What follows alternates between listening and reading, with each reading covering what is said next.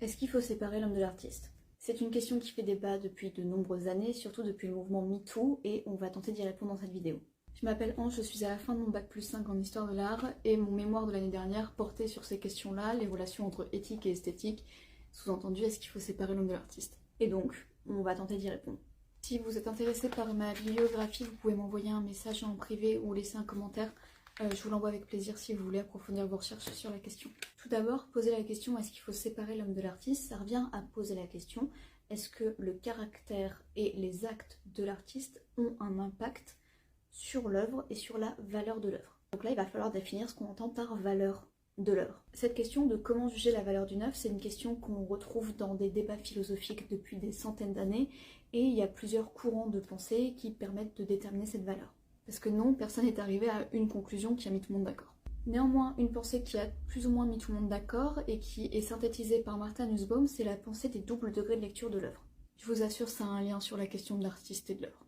Le double degré de lecture, c'est quelque chose qui est assez admis, et ce depuis la pensée de Kant, qui signifie en fait tout simplement que quand on voit une œuvre, on peut la lire de deux manières différentes. D'abord du premier degré, puis du deuxième degré de lecture.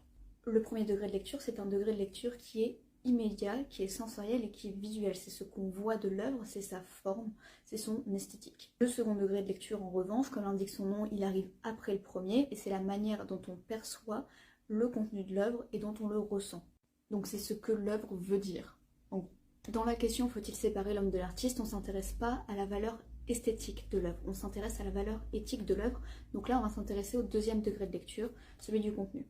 J'espère que vous me suivez. Maintenant qu'on est ok sur la valeur éthique de l'œuvre, on va aller du côté de l'Italie et voir ce qu'a écrit Alessandro Giovanelli en 2010. Pour lui, il donne 3 critères d'évaluation éthique de l'œuvre, donc de l'évaluation du deuxième degré de lecture. Le premier critère d'une évaluation éthique de l'œuvre chez Giovanelli, c'est d'abord le message de l'œuvre et les valeurs qu'elle transmet. Le second, c'est l'effet que ça a sur son public, l'empathie que ça peut provoquer.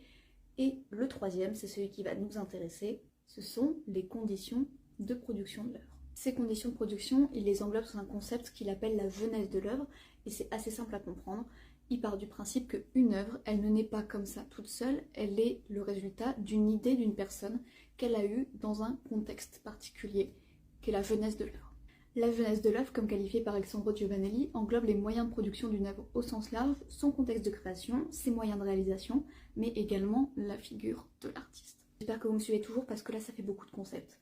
Mais en gros, pour faire un résumé assez rapide, Giovanelli il nous dit que quand on veut prendre en compte une œuvre dans sa globalité, on doit prendre en compte la figure de l'artiste, puisque ça fait partie de la manière dont l'œuvre a été pensée. Parce que la jeunesse de l'œuvre,